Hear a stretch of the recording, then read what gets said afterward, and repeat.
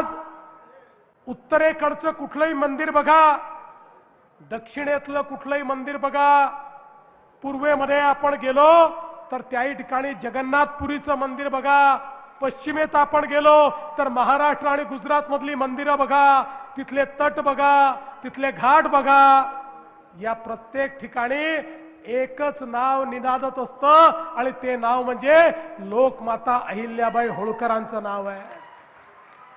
हा सेतू हिमाचल या भारताच्या संस्कृतीला त्या ठिकाणी पुनरुज्जीवित करण्याचं काम, त्याचं पुनरुत्थान करण्याचं काम हे अहिल्यादेवींनी केलं.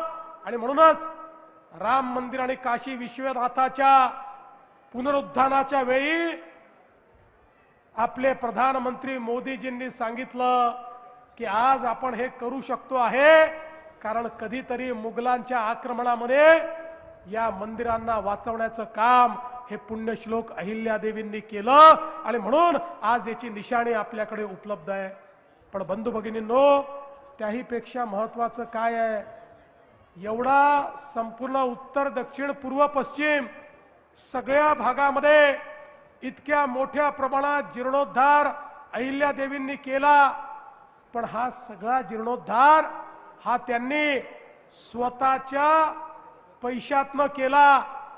जो माहेश्वरचं त्यांचं राज्य होतं, माळव्याचं जे राज्य होतं, त्या राज्याच्या तिजोरीतून एकही पैसा त्यांनी घेतला नाही. तर वैयक्तिक त्यांचं जे इन्कम होतं, वैयक्तिक त्यांच्याकडे जो निधी होता, त्या निधीतनं लाखो लाखो रुपये खर्च करून संपूर्ण देशामध्ये त्यांनी जीर्णोद्धाराचं काम केलं. आणि आपल्या राज्यातला पैसा मात्र राज्यातल्या सामान्य गोरगरीब जनतेच्या हिताकरता वापरण्याचं काम त्यांनी केलं. खऱ्या अर्थानं न्यायप्रिय राजा म्हणून, राणी म्हणून त्यांच्याकडे पाहिलं जातं, कारण त्यांनी विधवांच्या संपत्तीचा अधिकार बहाल केला. त्या काळामध्ये एखादी महिला विधवा झाली की तिची संपत्ती जप्त होत होती. त्या ठिकाणी पतीची संपत्ती तिला मिळत नव्हती, ती संपत्ती तिला मिळेल हा त्यांनी निर्णय केला. महिलांना शिक्षण मिळेल हा त्यांनी निर्णय केला. महिलांना अधिकार मिळेल हा त्यांनी निर्णय केला.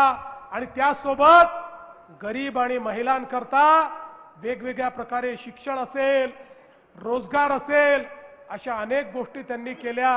आपल्याला माहिती आहे, माहेश्वरमध्ये त्यांनी साडीचा आणि विणण्याचा व्यवसाय आणला, विणकर आणले, त्यातनं अतिशय तलम कापड तयार केलं. आणि माहेश्वरचं कापड आणि माहेश्वरच्या साड्या केवळ भारतामध्ये नाही तर भारताबाहेरही जायला लागल्या. आणि मोठ्या प्रमाणात रोजगाराची निर्मिती करणाऱ्या अहिल्यादेवी होत्या.